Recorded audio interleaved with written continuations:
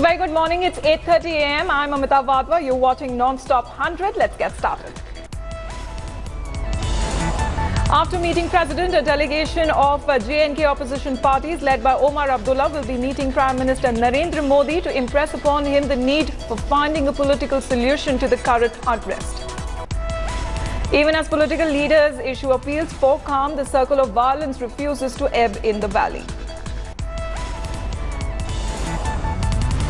The Petrol Tankers Association are protesting in Jammu and have stopped all supply to Kashmir. Finance Minister Arun Jaitley has spoken on the Kashmir unrest. He says that Pakistan was meddling in the internal affairs of India. Security forces gunned down 3 terrorists in a fierce encounter in northern Jammu and Kashmir. A Mumbai-based professional was subjected to trauma allegedly by self-styled cow vigilantes. The professional creative director alleged that he was threatened by Gaur Rakshaks while travelling in an auto. The executive took to social media to narrate his ordeal. He told India Today that soon after he posted the incident on a social networking site, he started receiving threats.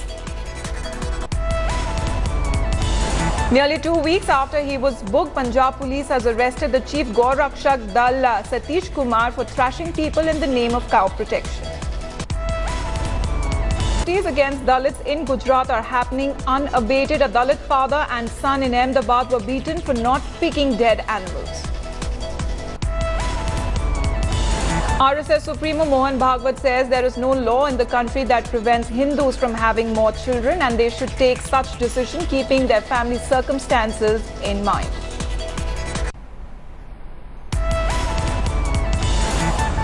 A 20-year-old national handball player committed suicide after college authorities denied her free hostel accommodation. In Uttar Pradesh's Varanasi, the Ganga is flowing above the danger mark and has breached embankments at places. Patna and 7 districts of Bihar are facing threat of heavy flooding as rains in the catchment area of Ganga and Son River have caused the rivers to breach embankments. In 3 days of continuous rain and consequent floods, 17 people have died across Madhya Pradesh. In the Vindhya region of Madhya Pradesh, about 100 villages in Rewa and Satna districts have been devastated by floods. At least 9 people died while 40 others were rescued after heavy rains created flood-like situation in Baran district of Rajasthan. In a rare operation, doctors in Amritsar say they removed 40 knives in the stomach of a man who developed a habit of swallowing blades. Locals in Gaya district in Bihar were in for a surprise when they drew out flammable liquid instead of water from a well. At least 2 people died and more than 10 were injured after 2 buses collided in Punjab's Jalandhar district. 3 teenagers were allegedly electrocuted when they touched an electric pipe while bathing in a dam in Himachal. The Supreme Court will hear the Gujarat government's plea against the High Court order quashing the ordinance providing 10% quota for the economically backward classes. A special court will pronounce a verdict on the CBI plea seeking to cancel the bail of former Haryana Chief Minister O.P. Chautala's son Abhay Chautala. A Delhi court will deliver quantum of sentencing of the 3 accused men who were accused of abducting and killing IT executive Jigisha Ghosh in 2009. The Gujarat Assembly is all set to ratify the Constitution Amendment Bill on GST during its 2-day session beginning today. A first-of-its-kind workshop by Judiciary to establish appropriate mechanism for rehabilitation of missing and trafficked children will be inaugurated by Chief Justice of India. The Aam Aadmi Party government will place the GST bill for ratification before the Delhi Assembly during its 4-day session beginning today. 5 gangsters wanted in several criminal cases were arrested on Sunday morning following a shootout with the police in West Delhi.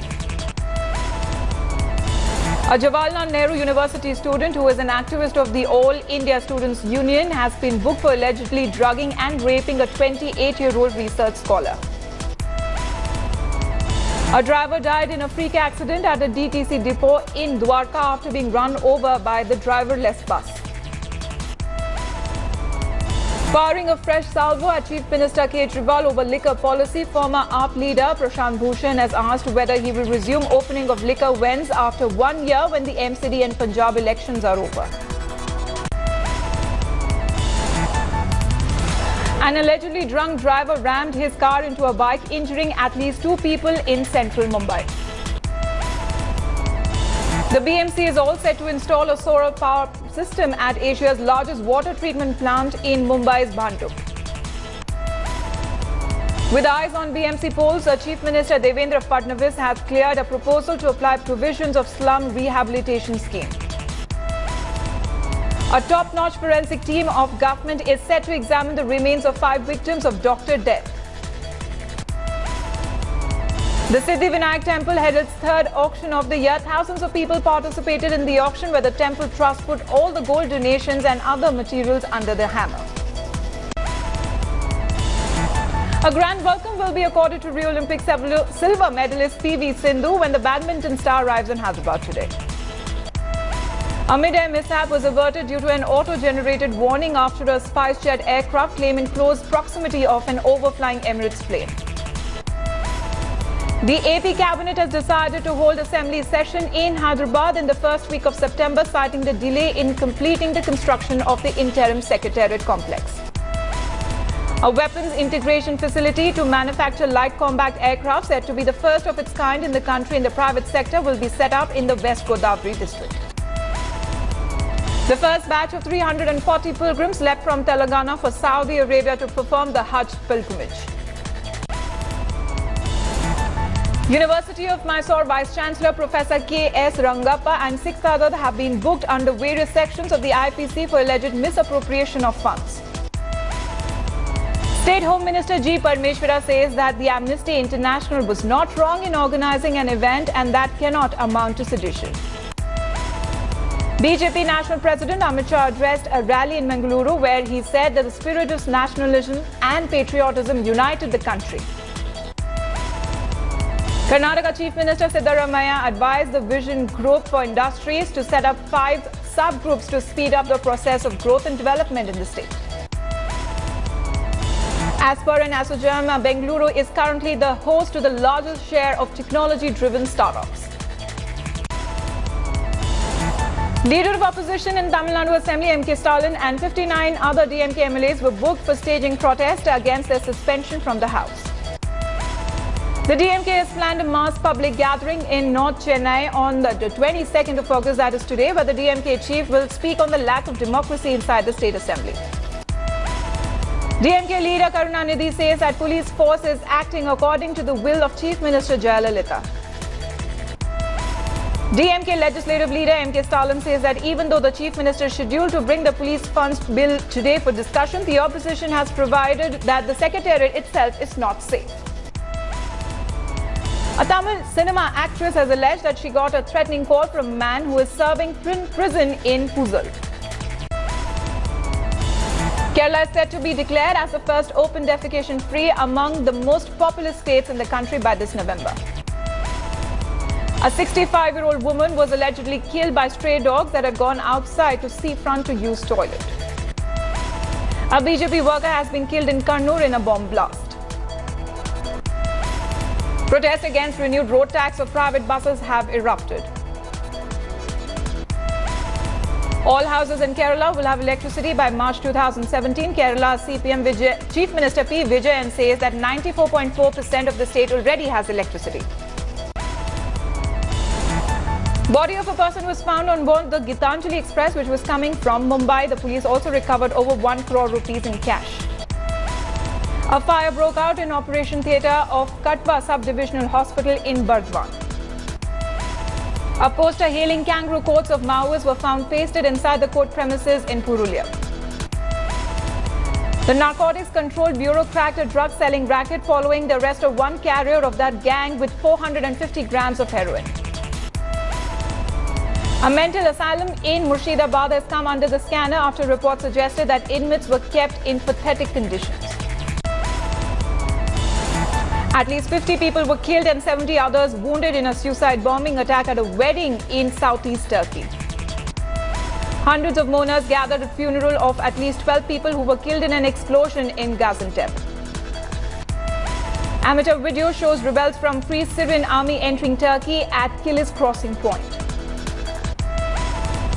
More than 20 people were killed in Somalia's semi-autonomous Puntland region in two car bombings. Several people have been rescued after a fire broke out at the shopping mall in the Bangladeshi capital, Dhaka. Philippines president rallied against United Nations after it called for an end to the wave of killings unleashed by war on drugs. Singaporean Prime Minister is taken ill while delivering an official speech on Sunday. Troops in Afghanistan have launched an operation against the Taliban in the northern province of Kunduz. Palestinian militants in Gaza Strip launched a rocket that landed in the Israeli border town of Sderot. Residents in Van Buren County in Michigan say that they feel their homes were shaking as severe storm systems slammed the region. A 50 kg class unmanned underwater auto vehicle developed by China has recently passed an acceptance test. Former US Governor, movie star and seven-time Mr. Olympia Arnold Schwarzenegger opened his multi-sport festival in Hong Kong.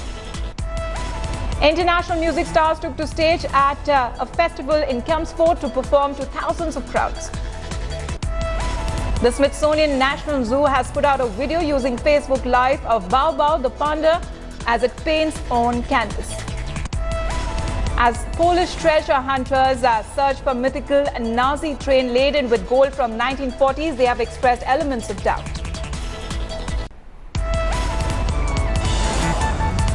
Yogeshwar Dutt suffered a shock 0-3 loss in the qualification round at Rio Olympics.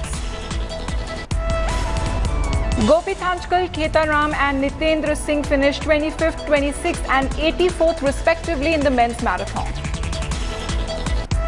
India finished with 2 medals at Rio. The largest ever Indian contingent failed to better the performance of London Olympics.